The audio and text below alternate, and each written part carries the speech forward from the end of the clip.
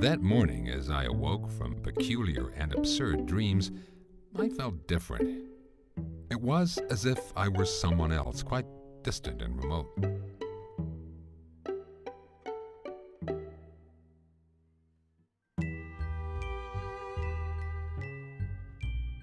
And after a while, I found myself in a remarkable spot. It seemed I was unable to get out of bed. Literally. There was nothing wrong with me. I didn't feel ill or sick, and I certainly wasn't lazy. On the contrary, I wanted to get out of bed because I wanted to start my day. Besides, I didn't want to be late for work again. But instead of jumping or rolling out of bed like any other day, I was trapped in my own bed. This was nothing like all the times my wife and I used to spend the whole day in bed watching old movies. Those days were gone.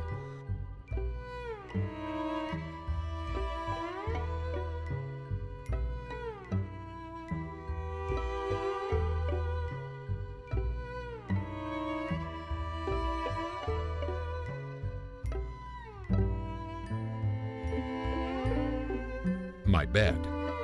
I reached and bent over, trying to touch ground, but no more came to it. I had to face reality. It was obvious that day that I couldn't possibly get to the bathroom by myself. I needed help.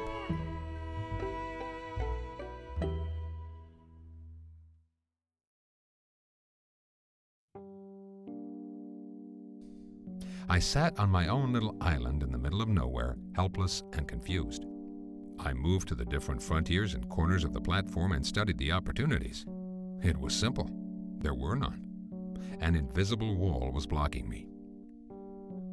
As I came to realize that I could not leave the bed, I became somehow at ease again, knowing that I had to stay in and call in sick. More so, I prepared myself not to move an inch for at least the next half hour. After that, the fun was over. It was nice to stay in bed for a while, but I had business to attend to. What was keeping me here? What was this force that held me down? And what was the cure to escape out of this prison? When the doctor arrived, I had to find a way to let the poor man in. It was ironic. Although I was the one in prison, I had to drop him the key to the front door. Luckily, I was quite inventive.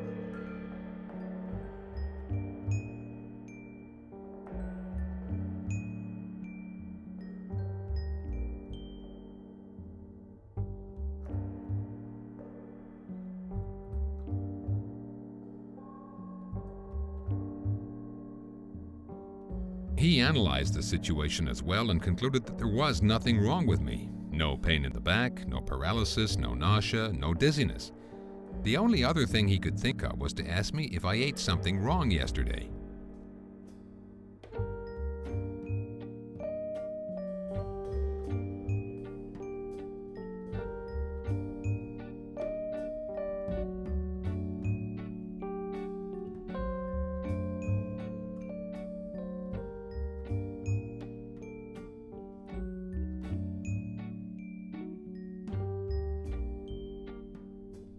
Just when he was leaving, I told him to take some money out of my wallet and my jacket. I almost forgot to ask him for a little breakfast, my clothes, my shaving gear, and a doctor's note for work.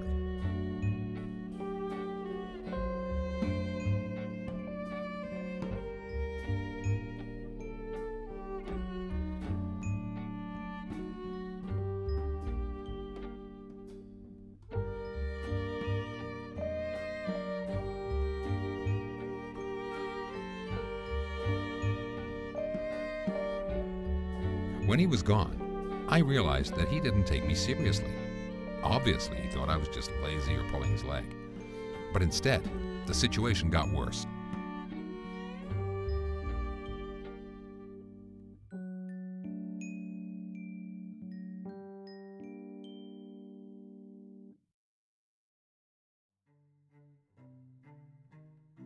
To kill time, I learned that my bed was 18 inches by 24 inches and that it was exactly 7 inches high. The mattress was 3 inches thick and my cushion measured 12 by 24. It was kind of reassuring to learn to know my enemy.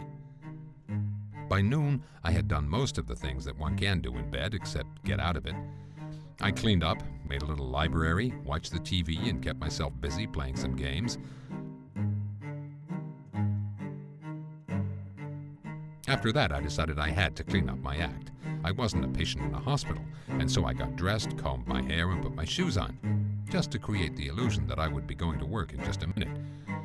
When I could not longer maintain that illusion, I pretended to have a meeting or conference call from my bed.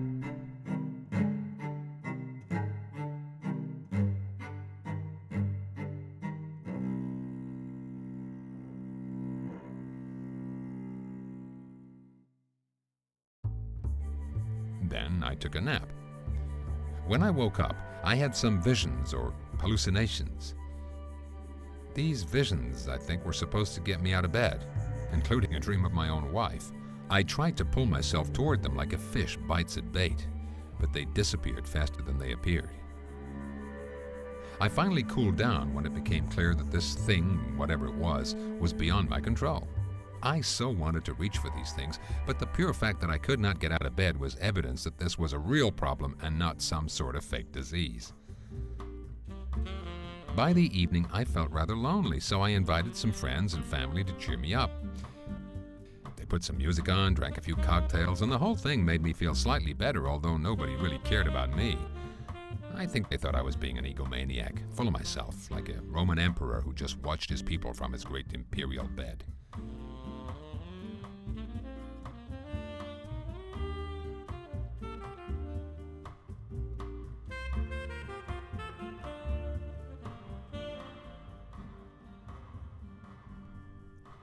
When they said goodbye, it seemed as if they said goodbye for the very last time.